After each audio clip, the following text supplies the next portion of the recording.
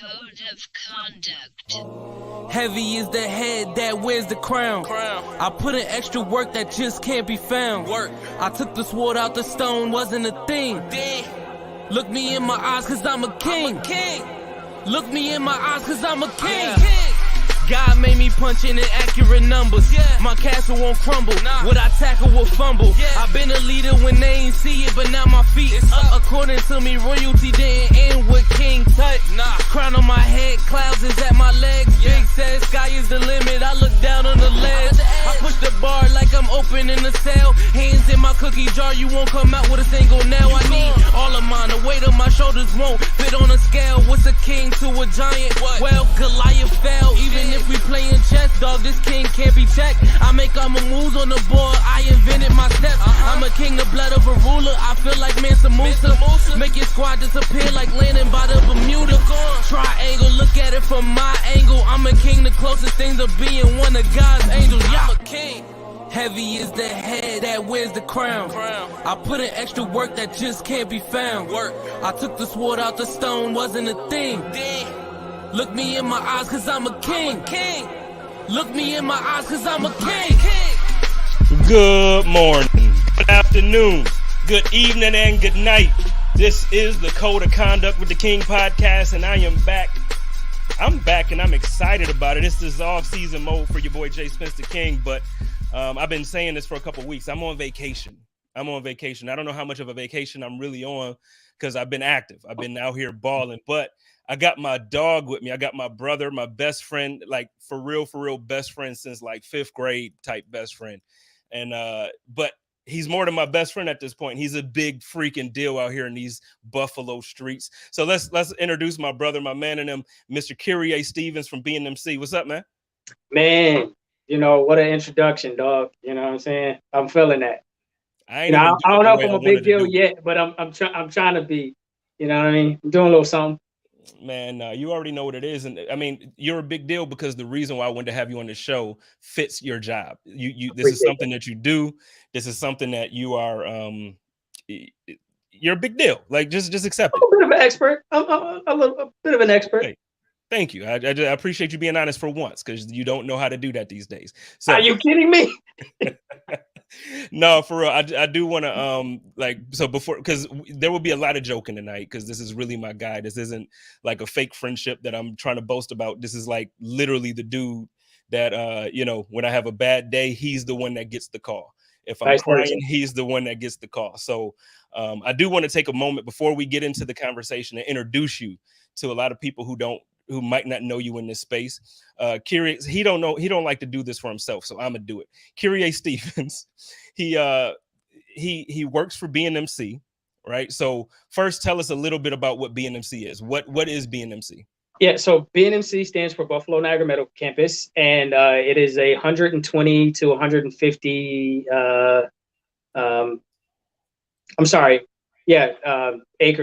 Acres of real estate in the heart of Buffalo.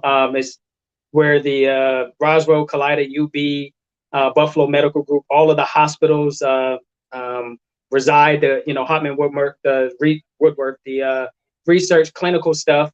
But I work on the nonprofit side. I work for BNMC Inc., which handles all of the infrastructure, the parking, the entrepreneurship, the community engagement, the health and wellness stuff. So we don't do any of the clinical research or any of the hospital stuff, but we manage all of the safety stuff, all of the stuff that goes on the campus.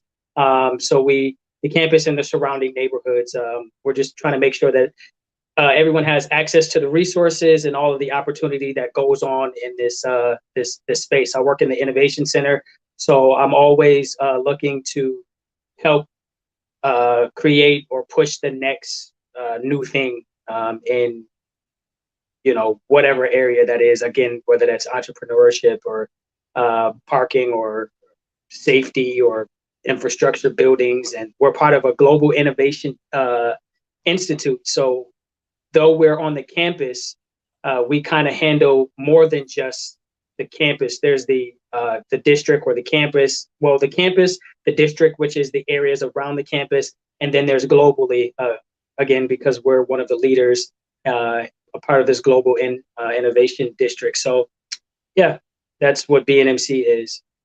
Okay, and then in your title, your role at BNMC is you're the Director of Inclusion and Initiatives, or am I saying that wrong? Yeah, I'm the Director of Inclusion and Community Initiatives. So inclusion just has to do with making sure that everyone, has access, has opportunity, has pathways, stepping stones for success, can thrive and bring their whole self to live, work, and play in the respective areas that we can kind of manage and control. And the community initiatives is just, making sure, again, that the community is aware of what's going on, that they're a part of what's going on, that they have a voice, that they have ownership, and that, they have a real stake in everything that happens in the campus and on the district and in the district. Okay, so you and your team work closely with the city as well. It's not just like a bubble of, Right. You're not just internal. You do things for the city. You do things, or not for this, but with the city, with the county and others as well. Yeah. So BNMC, we are a major anchor district in our city. So there's a lot of things that flow through, whether that's wealth or prosperity. It's where the hospitals are. It's where a lot of the innovation comes from in the city. So we are on the stage when it comes to what you name it. We're a part of it when it comes to the city of Buffalo. Okay, so I'm just privileged to be a part of that. Well, I wanted to ask you that so that way people kind of have somewhat of a background and they know kind of what your hands are on or kind of what you're into. So yeah, so it's my job to kind of run the diversity, equity, and inclusion things for the internal team of BNMC, BNMC Inc. Then I am on a government affairs and community engagement councils. I chair those. I'm on Buffalo Niagara Partnership Diversity Leadership Exchange. I'm on the board of a few different organizations. I'm an entrepreneur. So I'm a city honors grad. You know what I'm saying? Hey, so I have a huge stake in the city. Everything that not to toot my own horn, but whatever goes on in the city in some way or form or shape or fashion.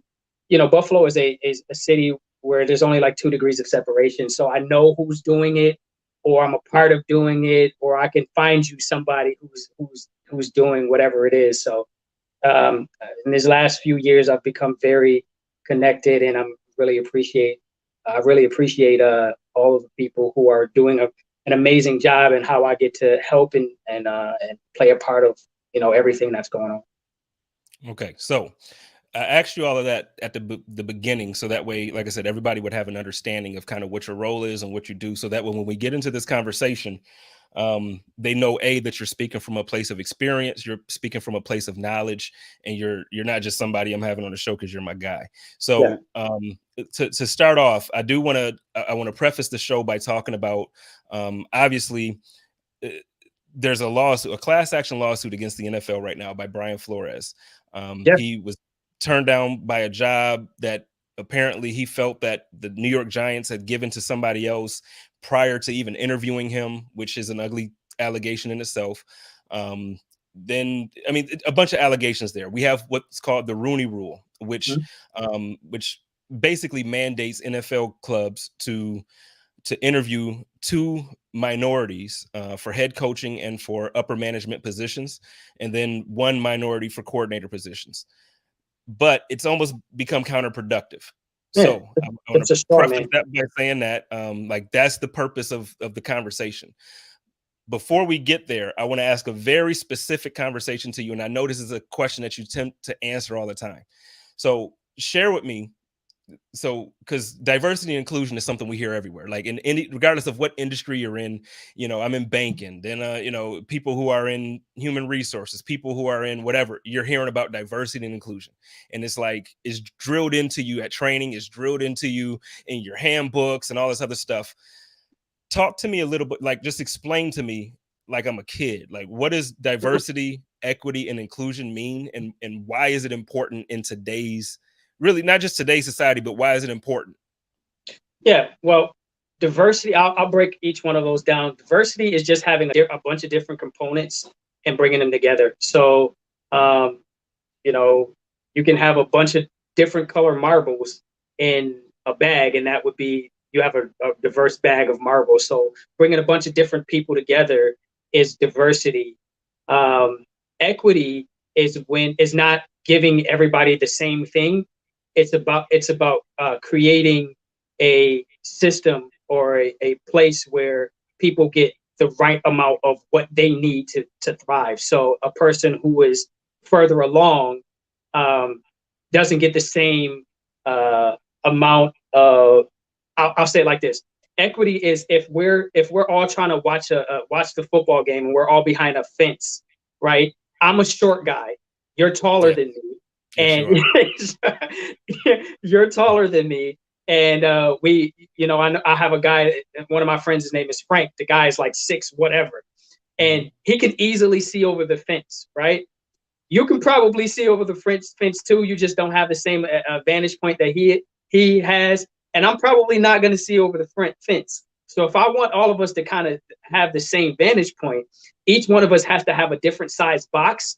And my box is going to be a little taller than you guys, and so I can see at the same vantage point. So that's when the equity part comes. A lot of people think that equity is just giving everybody the same box. Well, if we got the same box, we're still at the same disadvantage. I'm still at a disadvantage.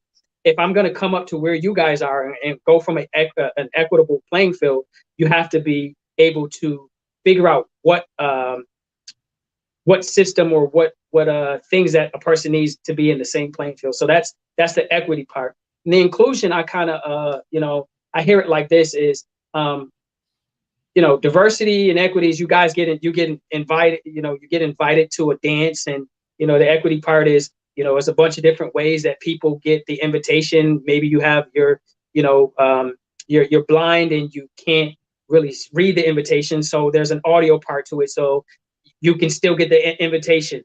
But inclusion is once we get to the dance, it's being invited onto the dance floor. It's playing the music that would make me want to feel like I'm a part of the party. It's not me being on the wall and, just not really feeling like I have a seat at the table, so to speak, or I'm really thought of to be an active participant, to take ownership and be a part of the whole experience. So that's the difference between diversity, equity, and inclusion.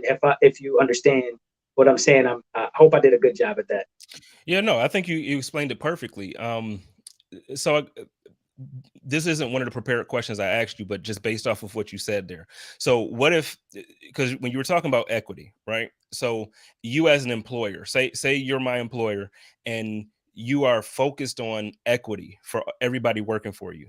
The thing is, what would you say to somebody like me who would feel like you're doing less for me and more for, like you mentioned the guy with the boxes. So somebody might need a box that's like, for instance, you need a box that's like 6 feet tall. And I only need one that's 1 foot tall because you're like really, super short. So, but if you're getting a 6 foot box and I'm only getting a 1 foot box, what would you say as an employer that for it to not make sense, but in a way for even me to still feel like it's fair? You get what I'm saying? Because on the other side, some people might feel like, well, wait, you're giving what this about guy me? so Like much. You're focused on the other people, like, not, I'll leave that because this is not just me and you talking. Right, but right. Yeah, it's like this. It's about getting the potential out of each person, out of each having an environment for each of them to thrive. It's not about giving a person more. It's about allowing them to get to the level where they can thrive. Now, if I give you some drumsticks and a snare or a drum set, and you ain't got no rhythm, and we're on a drum line, we're supposed to be playing drums. If I have the chops to play drums, you can teach me at a level where you're just giving me the sheet music, because the outcome is that we all play the same song, and that we all sound good, right? So when it comes to the people who don't need as much, those are the people that you a lot of times are. There's research that they're less engaged, because most employers focus on the people who are, need more help. So in order to get those people more engaged, you have to give them more incentive to be able to, you give them more leadership positions, you give them more challenging things. So it's about pulling out the potential and helping them to thrive. It's not about just giving a person more help because they need it. You are actually trying to bring out the best of each individual. And sometimes, even with my kids, I can't give the same thing to my 13-year-old daughter that I give to my 5-year-old if I want them to clean the living room. My son, he can't push the vacuum. He's small like me. You know what I'm saying? So I'm gonna give him a task that's commensurate with his level of skill, and I'm going to build him up to where I want him to be. But when it comes to my daughter, I'm going to give her more engaging tasks, and I'm going to help her to meet the task and have a higher expectation, and talk to her in a different way, and not in a disrespectful way, but in a way where I respect where she is and pulling out the best in her. If that answers it. It makes perfect sense. So now let's not pivot because it's still the same conversation, but now let's shift our focus on what we're talking about, like the NFL with this Rooney Rule and Brian Flores, right? So when you have that type of discussion and you're saying that you're going to give the individual the task that fits them or that helps pull out the best from them, then what? So one of the biggest complaints is obviously we hear, well, we're hiring a guy that we feel is best for the job anyway. Like, it's not a race thing. It's we're hiring a guy who's the best for the job. Yeah. So when you hear that and you make basically the statement that you just made, and I'm with you, I get exactly where you're going. Yeah. But in the sense of this, how do you respond to something like that? Yeah, it's simple. You think about, let's just keep it in football. If you want the best talent, right, you go scout everywhere, right? Say that, let's think about if you only scouted white players only scouted white players, you would have never got a Barry Sanders. You would have never got a Walter Payton. You never got a Stephon. Like, you wouldn't get a Randy Moss, because you're only looking in a specific demographic with a specific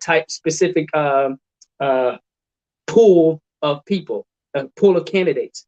If you don't look in every place, you're going to miss key talent. You're going to miss key opportunity, and you'll be thinking that you're getting the best talent, but your diversity, your pool is so small that you're going to miss huge opportunities that if you would have just widened the candidate pool, that you would have gotten. So a lot of times, leaders say, use the excuse of I'm looking for the best and the brightest, and they only look in a certain place. They only look at the Ivy League. They only look at whatever it is. In this case, they're only looking at white coaches, and you have the potential to get the next, for lack of a better term, the next Bill Belichick, which he's a part of the thing. You can get the next Bill Belichick, but you'll completely miss it if you're not looking at the full spectrum of candidates. And that's one thing, you shoot yourself in the foot when you only look, and when you categorize people in a certain way. It just does a disservice to everyone. It slows down innovation. It slows down progress. It slows down everything. So one of the things that I wanted to talk about with this, because we're talking about equity, and when you say equity, it's not just like, so Brian Flores, and I know he's a black man looking to be hired. So it feels like this is a black and white thing.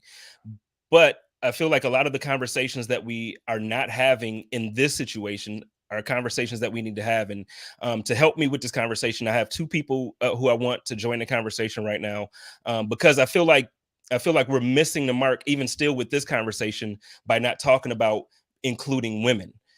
So I have I'm gonna introduce both of them one by one, but first joining me is I call her Miss Boss Lady all the time because she truly is somebody for SB Nation. She is one of the associate directors to SB Nation. So Miss Kelly is joining me tonight. How's it going? Everything is going well. Thank you so much for having me tonight. Thank you for joining me. And the reason why I wanted to have you is because, well, I respect who you are and your takes. But the thing is, being a woman in sports, a lot of times, not only are women overlooked, but their opinions are kind of just like, yeah, but she can't. Like last week or the week before, we saw with Mina, like, oh, she's never played football, so blah blah blah. So that your takes are kind of just brushed off. So I wanted to include you in this conversation so you can kind of talk about why it's important to include women. Yeah, absolutely. I'm very glad to be here to talk about that. It is really challenging in a male-dominated field like sports media. And, women of color have an even more difficult time than I do. You get a lot of get back in the kitchen. You get a lot of, you never played the game. And I'm like, I played fourth grade flag football. Like I played something. And it's silly. It is. It's absolutely silly. And to kind of now round out what you just said, because even like you mentioned, women of color actually have a completely different experience. So I want to bring in somebody who I respect tremendously, Miss Renee Washington, who you know what, your rap sheet is so long, I really don't know how to introduce you. How would you like me to introduce you here? Because your resume is crazy. Well, I am the woman of color, so it's funny. I was like, here I am, I'm coming. No, I am ESPN and Fox Sports reporter. I just actually got inducted into the Hall of Fame for my college for soccer, former 3-time All-American. Thank you. Author, motivational speaker, and wearing a lot of different hats. So that's fine. Just a whole bunch of that. Like when I'm telling you, because I was, you prepare, so you write stuff down, and I'm like, I don't know how I'm gonna bring Renee in. So thank you for doing that because it's insane. But let's get right back to the conversation. So Kyria and I were just talking about how, inclusion and equity matters in these type of situations. But I also want to get the perspective from both of you. Like, being women in sports in a male dominated industry still to this day, just kind of give us your experience, but then also let's just talk a little bit about your take on what's happening with Brian Flores and this Rooney Rule and this lawsuit. And then I actually want to shift over to Washington football. Well, they're the Commanders. So let's start with Renee with Brian Flores, and then we'll get the boss lady's take as well. Yeah, I was listening backstage before you brought me onto the show to your discussion, and it's a situation that's not an easy fix, because the annoying part, and I've gotten this as a woman of color because I fit the token. So when a company is looking to hire, they have to have X amount of diverse hires and at least have people that they bring in for the interviewing process. And so on the other side of it, nobody wants to be hired just because of what they look like. But nobody wants to be hired just to meet a quota. You want to be hired because you belong. And so on both sides of it, this is a sticky situation because over half of the NFL specifically, which is what we're talking about, are Black athletes. And yet you look at the amount of head coaches across the league and how many do we have? So the representation does matter, because if you are going to have, I use the example on the reverse side, if you have a women's league of all female athletes and all male coaches, does that make sense? It's the same thing here. The representation, the diversity is not just racial, but that's the most important one that we've been talking about because it's the most obvious one. But it does go across the board. So I think it is a very lazy excuse, in my opinion, when coaches and GMs and front offices are saying, we hired the best candidate. So to me, that sounds almost disrespectful, because you're saying no Black coaches are a good candidate? None? So I think it's just a matter of, unfortunately, as we all know, and having worked in sports, it's a lot of who you know. And I don't know the same people that somebody else may know, or I may know more than somebody else may know. So if you're not in these spaces with people advocating for you, with people putting your name into the hat, so to speak, with people speaking up for you, you're not even going to get those opportunities. And then to be brought in after the fact, the Brian Flores thing is a mess. To be brought in after the fact when they had already made a decision, it's to meet a quota. So the system as a whole is very flawed, but there's no easy way to fix it. But at least us having these conversations, and I commend Brian Flores for speaking up, allows us to start really bringing to light just the amount of disservices that have been done across the board. Yeah, Miss Kelly, you got anything, bro? Did we lose her? I think we lost Miss Boss Lady. So until we get her back, one of the things that here she is. Yeah, sorry about that.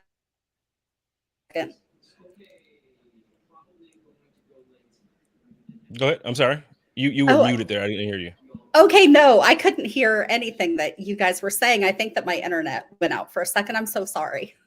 No, it's okay. So I just really wanted your feedback on that as well. So the Brian Flores situation, and even now we could take it a step further, because now you see that he was a final candidate for the Houston Texans job, and now they took it a step and they hired somebody who was also a coach who was Black. But it just feels a little fishy. Like, it's one of those things where it's like he wasn't even considered, and then in the last hour, it's like, okay, we're gonna hire somebody and he's Black. In general, the whole conversation, and then plus adding now where we are with this. What are your thoughts on the Brian Flores situation and the class action lawsuit? Well, I mean, going back to his firing, he had 2 consecutive winning seasons. You do not see NFL coaches getting fired after 2 consecutive winning seasons and narrowly missing the postseason. I forget how many games they won in a row this past season, but I think that it was like 8. It was, really a remarkable turnaround from the beginning of the season. And so it was very clear that, that all was fishy. I think that it was incredibly brave of him to file this suit and to pursue justice here. And I think that when you're looking at the NFL's ownership, it's primarily older white men. I don't really see another path toward change. The Rooney Rule was well-intentioned, but teams treat it like a box to check instead of a way to actually create equity in the coaching ranks and in front offices. And so, something has to change. I think that Flores was really brave to, kind of put himself and his career on the line for this. But he said, that it was bigger than coaching. It was bigger than football for him. And it is. He's not just doing this for himself. He's doing this for everybody who's going to come behind him. So I really respect him for doing that. And I hope that it does force some change. The thing that's really frustrating, first as a Black man, but then also just as somebody who watches, is not, again, like I said, I didn't want this to just be a conversation about men and about Black men. The thing is, there are women in sports, there are coaches, there are people who have positions now with the team where they're very valuable members of the coaching staff, very valuable members of whatever the organizational structure is. They're super important. What do you think is the key, or obviously we're talking about this, but what is the key for even women to be more involved and to get a lot of these opportunities that even Black men right now seem to be fighting for? I think that we are seeing really incredible progress. There are women refereeing in the National Football League, women, like you said, at all levels of organizations, even a female owner, too, actually, I think. Anyway, so I think that representation does matter. And I think that as more and more women are able to, work their way into these positions and, impress people with the quality of their work, I think that more opportunities will open up. But it's like everything else, it's going to be a slow process. Yeah. Renee, what you got with that? Yeah, no, I agree. And it's in all aspects of sports that we need more diversity. And I know we talk a lot about Black and white, and agreed on the gender side that there needs to be more. I know a number of coaches on the professional level in the NFL, Coach Jennifer Lewis with the Washington Commanders, excuse me. I know Coach Lowe, who works down in Tampa Bay. I know coaches in the NBA, in the college scene that are really pushing the needle But unfortunately, there still is a double standard. And it's the same issue that we saw with Brian Flores and the fact that he was let go when there are a number of coaches that have been able to hold on to their jobs for much longer, doing much worse. So there is absolutely a double standard, and that's the first issue. But the question is, how does that change? When you look at the decision makers and they all look the same, and they're all older white men, how do these decisions change? And I even look at it from the stance as a reporter, having worked in professional sports in a variety of different leagues, you see a lot of different types of double standards, whether it's the way that people even talk to you, the way that they assume things about you and assume what you know and what you don't know. So it's not, unfortunately, just a coaching issue. It's across the board. Women in the front office, women, diversity in any sort of power position is what needs to change. And so we need to stop with the mantra of being so quick to judge somebody that is a minority, whether that's racial, gender, social demographic, anything else, and just look at the bigger picture. What they're doing on paper, what they're doing as a person in their career is what we need to be focusing on, not what they look like or what box they check. So unfortunately, this is a much larger conversation that is going to take many more years to actually happen and for things to come into fruition. But I like that we're seeing more and more, especially women with coaching and officiating and getting into these power positions, really taking that leadership to be the trailblazer to make it happen. Yeah, and as far as women in ownership, shout out to Kim Pagula. As a Bills fan, like, she makes me proud. So I do want to shout her out on that. But it looks like, Kyria, it looks like you had something to say a couple times. Did you want to throw something out there? Yeah, I mean, great points. That amazing, and it's the truth. One of the things that I'm seeing all the time is working in diversity and inclusion. There are some key ways to help push that conversation forward, move the needle a little further, faster.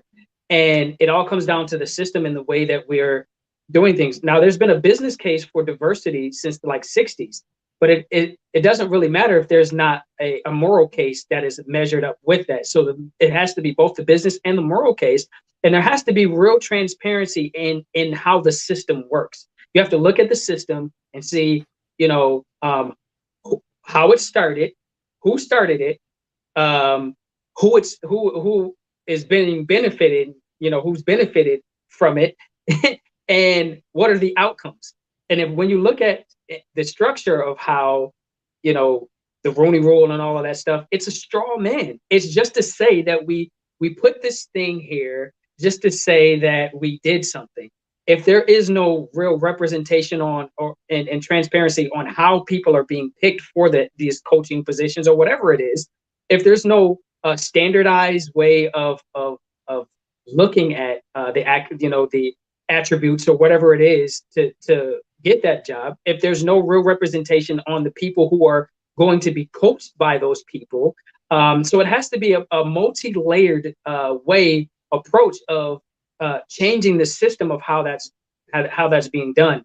And it really comes down to giving real power and real ownership to people who haven't been in power and have ownership. And that is a really hard thing to do when people think it's a zero-sum game. Because a lot of times you think it's a zero-sum game. If I give up this, then I lose and you're taking something from me. But what actually happens is when you give up being the expert at everything and you allow somebody to teach you, you learn, and everybody, benefits. You have bigger profits. You have better innovation. You have a better perspective. People are actually doing life together and making cultural collisions where instead of just working together and because the biggest thing is everything is so siloed, and it's going to take people coming together, these cultural collisions, and doing life together to see that you have just as much value, worth, experience, knowledge, all of those things, and I can learn something from you. So to benefit me to sit down and listen to you. Yeah, 100%. And it's frustrating because it's not just in sports, right? Like, this is everywhere. Yeah. This is in politics. This is in this is America. Yeah, wherever you're, oh boy, anywhere that you look, it's where it is. And one of the things, which is the reason, and I know we kind of just used up the 15 minutes that I asked you ladies for, but I want to get into the discussion that I actually really had you here for. In Washington, the Commanders are under scrutiny at the moment for a toxic workplace environment. So before we even get to equity in positions, and before we even get to diversity and inclusion in whatever the positions or whatever the job titles that you want are, how about just equity in treatment? And I think Renee is uniquely qualified to speak on somewhat of this because she's reported on that team. So I kind of want to get Renee's perspective, but then again, Mrs. Kelly, I want you to jump in here as well. But Renee, let's talk a little bit about what's happening in Washington. Yeah. You know what? This is a really harsh comparison, but I feel like it's the one that will be the most straightforward. When segregation happened and you started having the ability for, at the time, colored people, Black people, and white people to now mix. Yes, that changed things, but that didn't actually change things.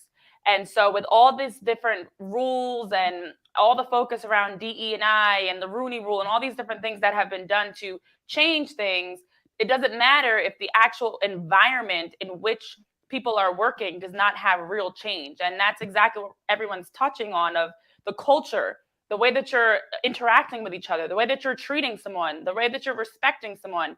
And so in having worked with the Washington football team at the time, is now the Washington Commanders, of course, and just even having different conversations with women that have worked within the franchise over the years, some that are very heavily involved in the lawsuit that's been going on. It's toxic.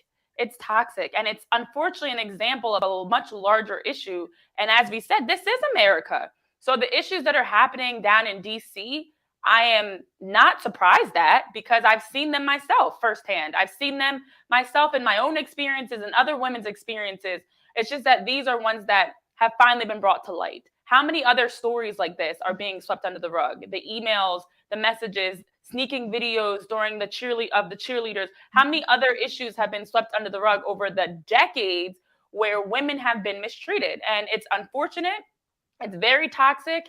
And the saddest part of it all is, with all that's been going on around the name change and all these other PR things that have been happening, it takes away from the real issues here. You can change the name of the team, and it means no difference if nothing else is going to change in the actual culture of what's happening on and off the field.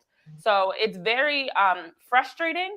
But the thing is, I always like to stress, it's only surprising to the people that don't know that it's happening. It's only surprising to the people that are not in those marginalized groups. Again, as a Black woman, I can speak on my own experiences. I'm never surprised by this. I'm like, oh, you become numb to it. You're used to it. You're used to walking into these rooms and having to watch yourself and watch your back and be very aware. From a young age, we're taught that as women, as girls, we're taught that.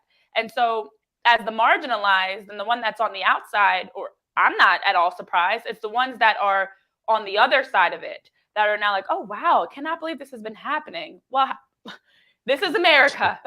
So for the Washington Commanders, I'm hoping this offseason brings some real change.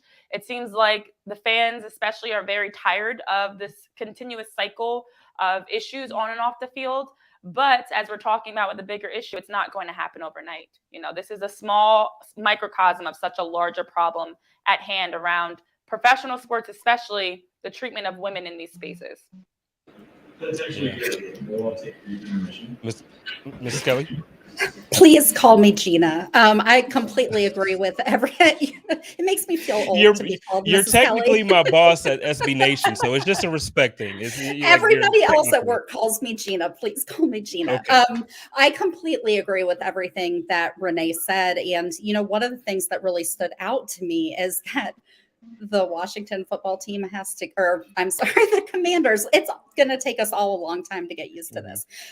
They have to give consent for any details to come out about what actually happened. And I think that lack of transparency is a big part of the problem with all of this. I think that the lack of transparency around the hiring processes is a big problem. I think the lack of transparency when they do these investigations into misconduct and toxic culture there's no transparency. So how could there be any pressure to actually make any meaningful change? And so I think that that's the first thing that really has to change for us to see any other real change. It's the question that I typically have with this stuff, and I'll swing it to Kyria and then back around to the ladies. I know we just talked about how there has to be layers of things that has to change, and then layers put in place to do it properly. But I mean, just like at the simplest of terms, like how can we take what's going on and literally just like, this is going to sound way too easy the way I'm asking it, but it's just frustrating that it's 2022 and we're still having these discussions. So it's like, what is it going to take for us to just see the changes, man? Like, and this is why I wanted to have you on, because your job is diversity, equity, and inclusion. And I know you have these meetings, you have these talks day by day. So from the outside of sports world, even though sports is still business, even all this stuff is still the same thing, what are some solutions that you're giving on a daily basis or on a weekly basis to different companies who want to know, how can we fix our company to do right and be on the right path? Yeah, my question is, do you mean it? Are you saying that because it's the right thing, or do you actually mean that? Because if you don't mean that, nothing that I say to you is going to matter. So it's about finding an entry point to a person, to the people who are in power, and helping them to understand something that's close to their heart. So when it comes to women, what if this was your daughter? When it comes to people of color, do you have people of color in your circle? Like, I ask this all the time when I'm with white leaders and they're talking about racial issues or whatever, whatever issue. I say, do you have people in your life that is affected directly by this thing? Because if you don't have people that you're doing life with that are affected by the things that are, pervasive, the things that are terrible, then it's not going to, there'll just be a character. It'll just be a character, and it'll be something to throw money at.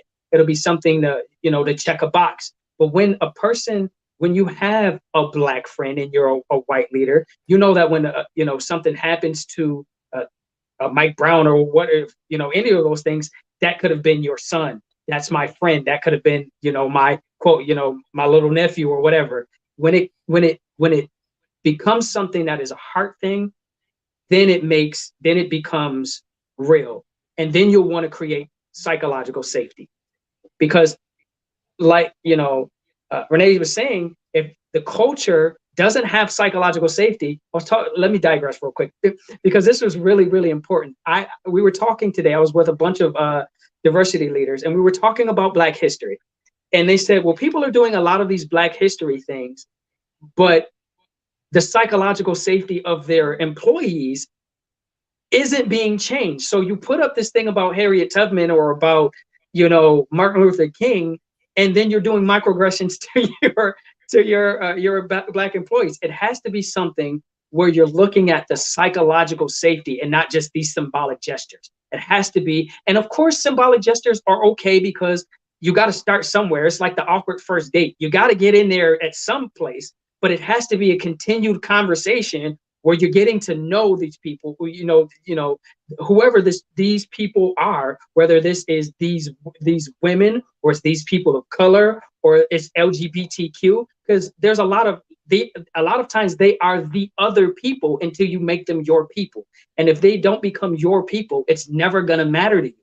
So again, it goes back to that cultural collisions and doing life with people. And you have to, just like there was intentional systems that were set up to keep people apart, there has to be intentional systems, institutions that are in place to bring people together. It has to be an intentional thing. So I can go all day about that, and I'll just back up. No, that's good. Jeanna, I'm calling you Jeanna now. Jeanna, Good. What are your thoughts on that? Oh, yeah, I completely agree. I'm sorry. My allergies are so bad today. Yeah, I completely agree with all of that.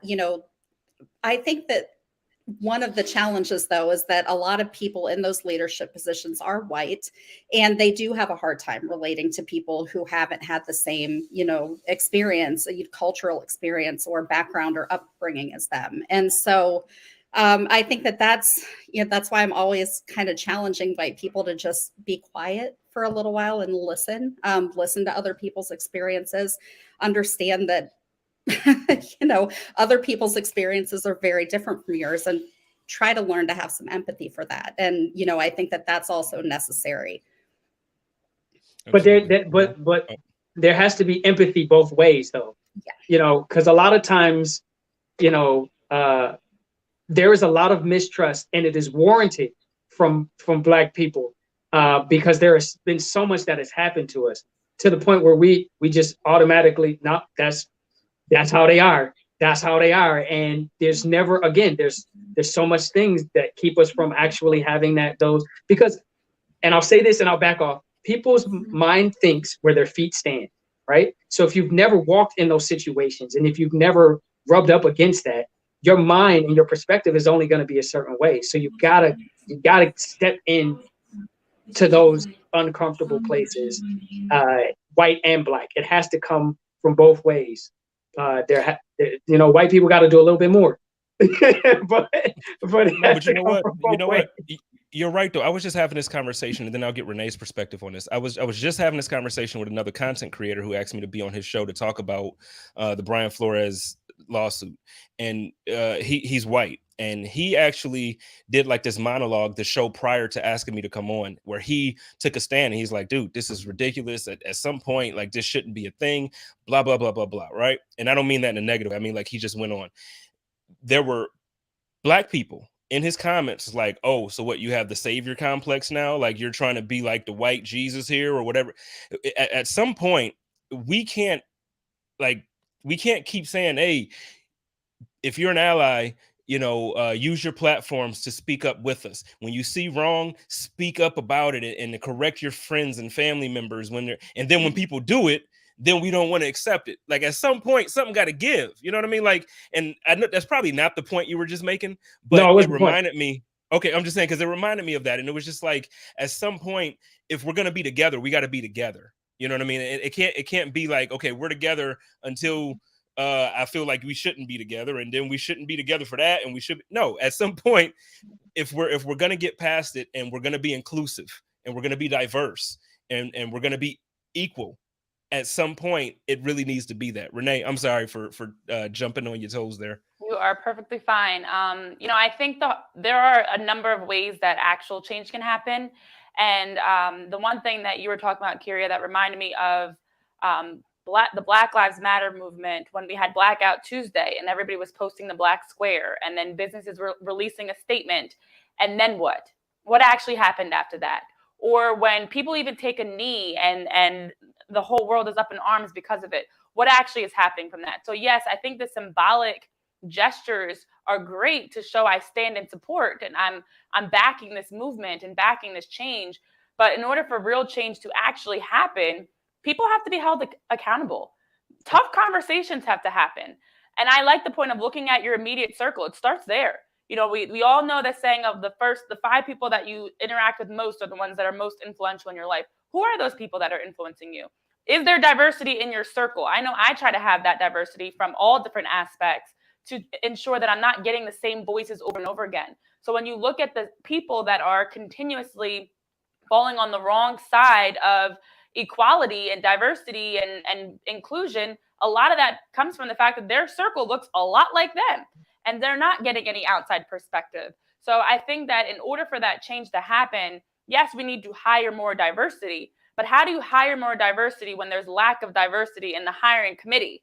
How do you actually bring in more diverse candidates if the people making the decisions in themselves are not at all diverse? So in these different discussions that are being held across businesses and teams, and I know I've been a part of a lot of them in my own work. What actually is happening outside of that? Are we just doing it to say, hey, we had a DE&I event and we checked the box? Or are you actually holding people accountable, calling each other out, and being okay with now even taking that next step of consequences? The Washington Commanders are a sadly, great example of that. Dan Snyder has had a lot of issues. What is actually being done? If you're going to sit up on one side and say you support diversity, you support the women in the workplace, you don't want a toxic environment, what is actually being done about one of the main people that's been continuously involved in all the toxic stories that are coming out, from Gruden's emails to the calendar shoot for the cheerleaders to everything else? So it's not enough to talk about it. And I stress this all the time in all aspects of life. It's not enough to talk about it and say, look at us, this is all the great things that we're doing. We don't want to see the fluff.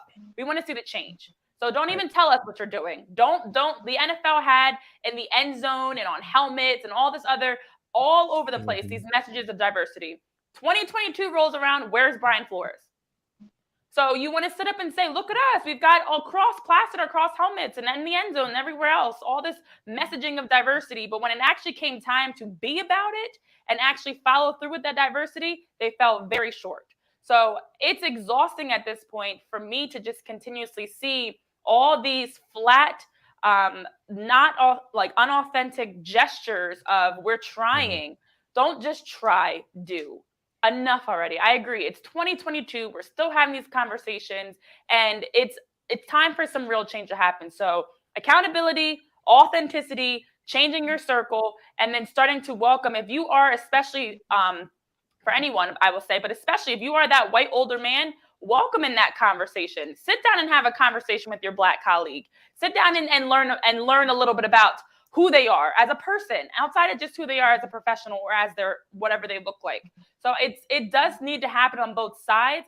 But unfortunately, as the victims, as the ones that have been dealing with all the years and years and years of the oppression, it's hard to say just walk into a room and with a smile on your face and act like nothing happened. It does have to have more work on the other end.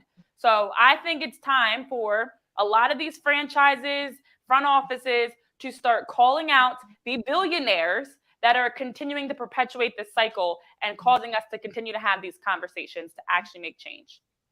Yeah, but Renee, I've talked to a lot of white leaders, and a lot of them are very afraid of cancel culture, of having these real candid conversations, because they don't want to be labeled an ism or an ist or these things if they say the wrong thing in a conversation. And that's why it goes back again to, like you were saying, creating that relationship that is not just about the workplace. It's not just about what you're doing on and off, on the field. It's trust building. And that takes some real time. That takes some real work and some real effort, because we do come in thinking that, man, you might be an ist. You might have some isms there. Yeah. Studies show that it could be you. And if we have to break down those unconscious biases that we have, and that only happens through repeated actions of safe spaces and safe conversations. So that takes some work, but it's the more you do it, the quicker it happens.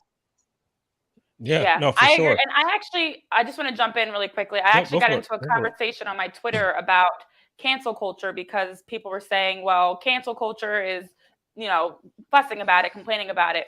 The difference is now we are actually holding people accountable. So if we notice that a business or a person or whoever is saying something that is inappropriate, we're not standing for it anymore. So I agree. I think that cancel culture does allow for people to have a little bit more of a guard up of knowing I can't just say whatever I want to say, because it will be taken the wrong way and I may be held accountable for it or judged for it. So I think, again, the relationships is where it all begins. Yeah, there's a difference between a mistake and a pattern. And I think that cancel culture needs to pay attention to whether this person is a pattern of behavior with them, or they've said something, because we all make mistakes. We all say things, that you're like, oh man, I shouldn't have said that. If you get angry or however, maybe I shouldn't have said it that way. That wasn't my intention. That's not the same thing as I have a habitual pattern of me being an ass. You know what I'm saying? So yeah, we have to pay attention. We have to really pay attention to that point.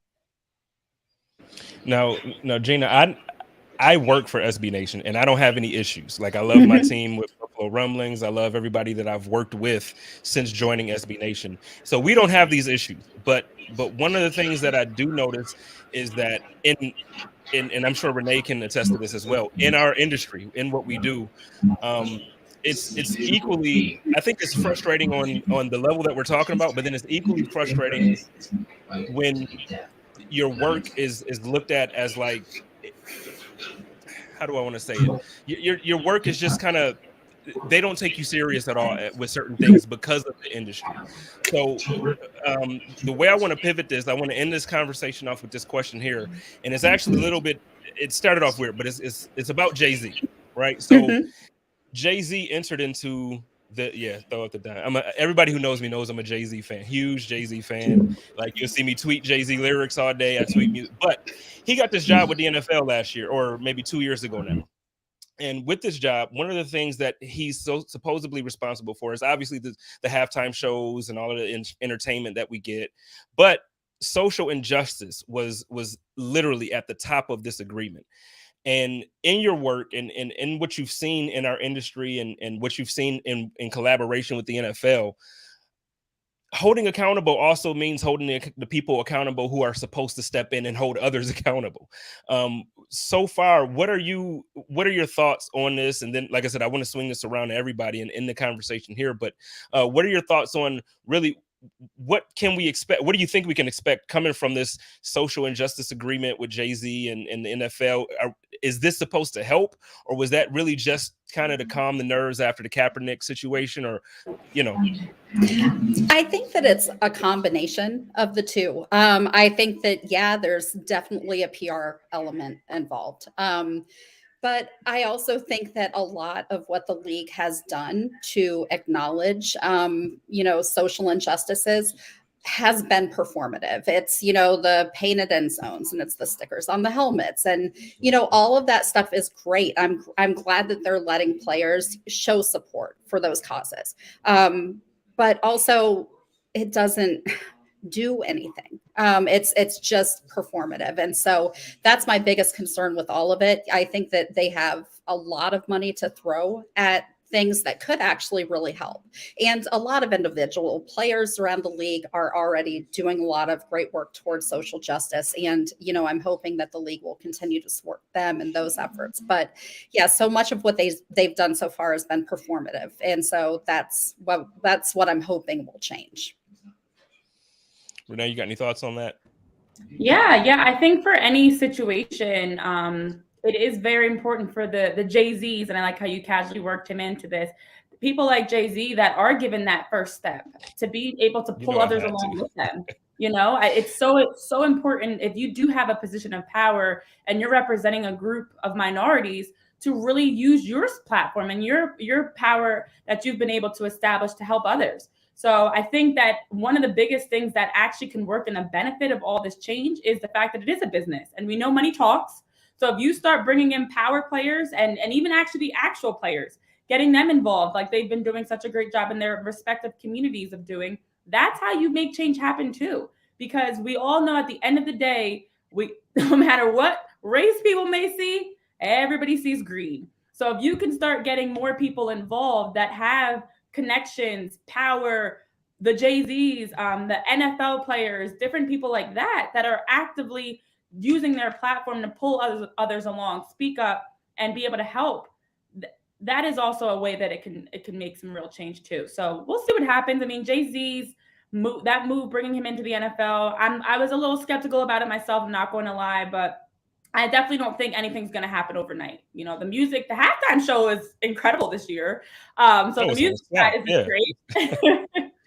But we'll see what else happens around that long term to help across the league.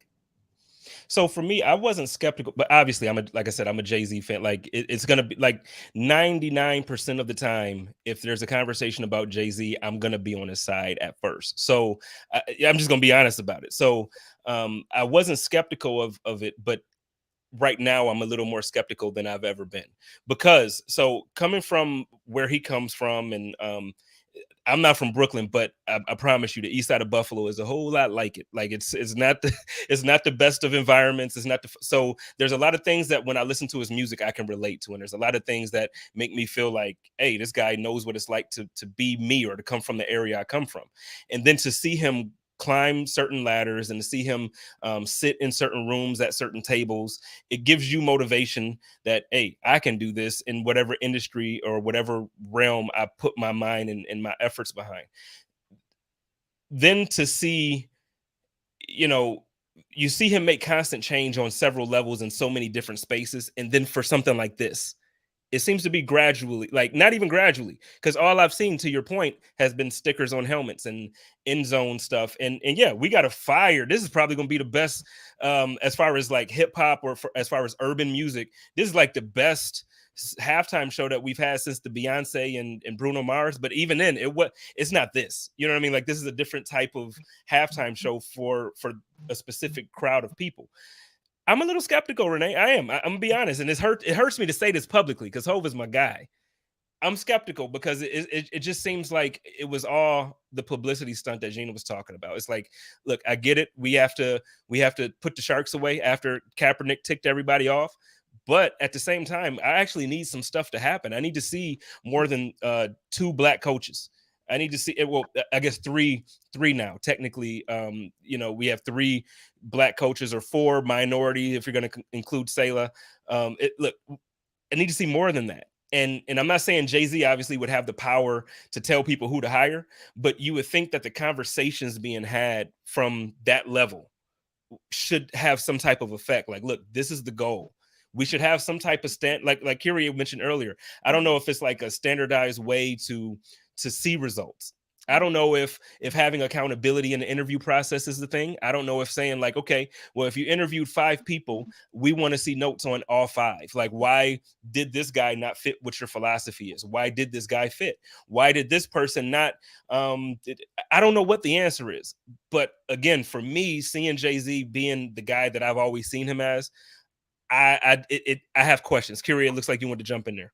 Yeah, when you're talking about system change, you have to think about psychology. And even with marketing, it takes people tens to sometimes hundreds of times for it to get embedded into your brain, right? And to the point where when you think about something to eat, automatically you think about McDonald's or whatever it is. There's that marketing psychology. And also when it comes to the psychology of change, is that there's a continuum of that people are always in diversity, equity, and inclusion.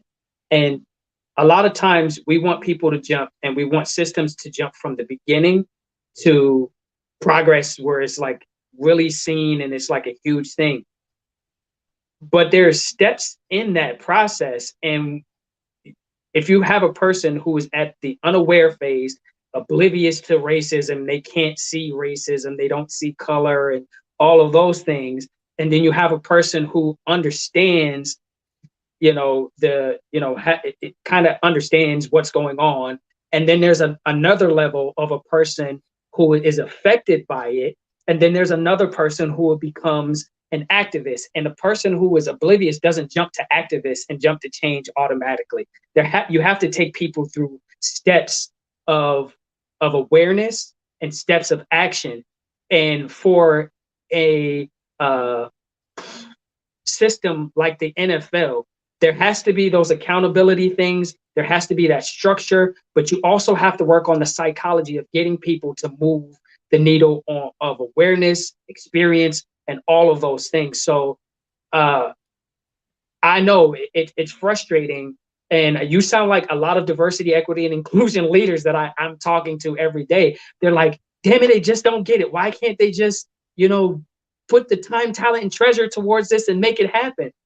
But it doesn't always translate to the people who are on the ground level or the people who are up at the top. Usually the people in the middle really get it. The people who are being affected or the people who understand this, they really, really get it.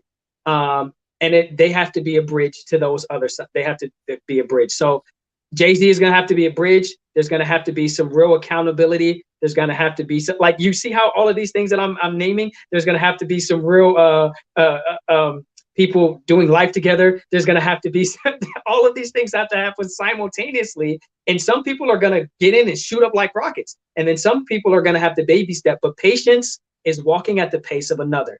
And if you're going to be able to get people to the finish line, sometimes you got to be patient. You know what I mean? So yeah, I'm all for change, and I'm doing this daily. Trust me, I'm not giving excuses because it frustrates the SHI boo-boo out of me. But I have to, these are one of the things, as when you're doing this work, you, in order to not get burned out and to not feel like you should just throw in the towel because nothing is working, you have to take the small wins, celebrate those. And how do you eat an elephant? One bite at a time. One bite at a time. So create those things. I mean, for starters, why are we eating elephants? Like, that's a problem. That is It's absolutely African. a problem. See, it's Black History. I'm trying to give an African proverb. See, You knew I was going. I couldn't. How do you build healthy habits? I thought I was like with you, and then you said the elephant. I was like, oh. But I was thinking, you know what I'm talking. See, y'all gotta be checked. This is what I'm saying. I couldn't let that pass. I almost got canceled for talking about eating an elephant. Well, it really did have me thinking. I do want to jump in order for any meaningful change to happen, it's like an addict. It's like anything else that has to change in life. Someone that's on a diet, someone that's trying to, add more self-care into their routine. In order for real change to happen and meet in a meaningful way, it can't happen overnight in that sense, right? Because it's not authentic. If it's so easy to change, it's so easy to also change back. And so we can get to the point that the NFL, the NBA, the WNBA, all the professional leagues, all sports, everywhere, America is at a point of consistently doing the right things, not fair weather, not every once in a while. So that elephant, I guess, it's got to be slow, but you cannot expect for it all to just be inhaled at once. Because it has to become a lens. Yes. It's got to become a lens. It's got to be the way you see the world. Your lens has to be corrected. Like you have a perspective. You've been seeing the world in a certain way, and you got to get a different lens. And sometimes it takes you like a minute to adjust. Like, whoa. That's why sometimes where people who aren't marginalized are so surprised by what's going on is because, oh my God, how could this have happened? David, it's been happening forever. Like your lens, you just weren't focused. You didn't have the right lens to see this. So it's changing the perspective of a whole country, and that's very, very difficult. Hundreds of years of the wrong perspective. Yep. We talk about it not happening overnight. It's 2022. How many years of things being done incorrectly across institutions, businesses, leagues, all around the world? So yes, it's not going to take an overnight fix for centuries and centuries of problems. I feel like this is a conversation that we could probably have once a week and never run out of topics to talk about. So I want to thank everybody for joining me tonight. We're going to cut it off here. We went a little bit over time. Jeanna, if you want to let everybody know where they can find your content or what you got going on over at Falcoholics or just SB Nation as a whole. Perfect. Yeah. You can find me on Twitter at Jeanna Thomas. And look for all of our Super Bowl content this week on SB Nation. We've got some great stuff coming from both Cincy Jungle for the Bengals and Turf Show Times for the Rams, and obviously Buffalo Rumblings, one of my favorite sites in our network. And yeah, thank you so much for having me. And I really enjoyed chatting with all of you.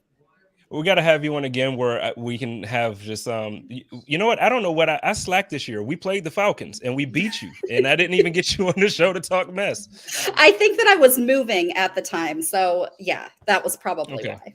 We'll make it happen again. We'll make it happen. But thank you so much, Jeanna, for joining me. We'll get you back. And everybody, go follow Jeanna. Go check out the Falcoholics. I know some people are from Buffalo that are in Atlanta, a ton of them. I actually believe Kyria's mom is in the chat right now, and she lives in Atlanta. So, Mom, go ahead and follow the Falcoholics and follow Jeanna. Thank you so much, Jeanna. Thank you. All right. Renee, why don't you go ahead and do the same? Let everybody know where they can find your content and what you got coming up. Yeah. I love that this 15-minute conversation turned into a much longer conversation we had to cut off, but I'm definitely happy that you had me on. I appreciate you allowing me to join you guys to chat about this much needed topic, but I'm everywhere at Renee P. Washington. So Facebook, Twitter, Instagram, YouTube, LinkedIn at Renee P. Washington, and then my website, reneepwashington.com. So all my work around ESPN, Fox Sports, everything I'm doing is super easy to find there. And thank you guys again for allowing me to join you and virtually and have a seat at the table. Yeah, no, thank you. You know, we were supposed to do this before, and I'm not happy it didn't happen, but I'm happy that it happened tonight. You know, this was the perfect time for it to happen. Yep. So thank you, ladies and gentlemen. Go follow Renee. She's awesome. And I'm telling you, you'll be entertained as well. Go ahead and follow her on Twitter. Thank you, Renee. All right. And then look, before I let you get out of here, man, I know, like I said, we went over, so I'm not going to do this long, but I just want to publicly say, man, I love you, man. Like, I love you so much. My man, I love you, dog. Yeah, I'm proud of you. I'm proud of everything that you're doing. I'm proud of being MC. I'm proud of all the initiatives that you guys are putting forth and that you're doing, that you have your hands in. And hey, man, you're somebody that I admire and I look up to, not just as a friend, but like you're a role model to me. So I appreciate you, bro. I love you. Right. You know what it is, vice versa, man. We say this like we take turns saying this to each other because to be at where we are at and come from where we come from, it is a huge feat. So same here, man. I love you, dude. Yeah. So let everybody. Well, you're not really. Well, you do the socials a bit. Yeah, let everybody know where they can find you. Yeah, it's Kyria U Crazy, like the letter U Crazy, and Kyria Stevens on like LinkedIn and Facebook. But if you're gonna be entertained, like you're gonna see my kids and we're gonna act crazy. So yeah, they crazy. Well, y'all know how I do it over here. It's your boy JSpenceTheKing, and this was the Code of Conduct. I really, really, really want y'all. Wait, I'm on vacation for real now. I'm not coming back for a little bit of time. I promise y'all. I'm taking some time off. I'm gonna relax and let my hair down. I need to let it down after this. Y'all love each other. Take care of each other and live in peace. And as always, stay positive. Test negative. Go Bills. Code of Conduct.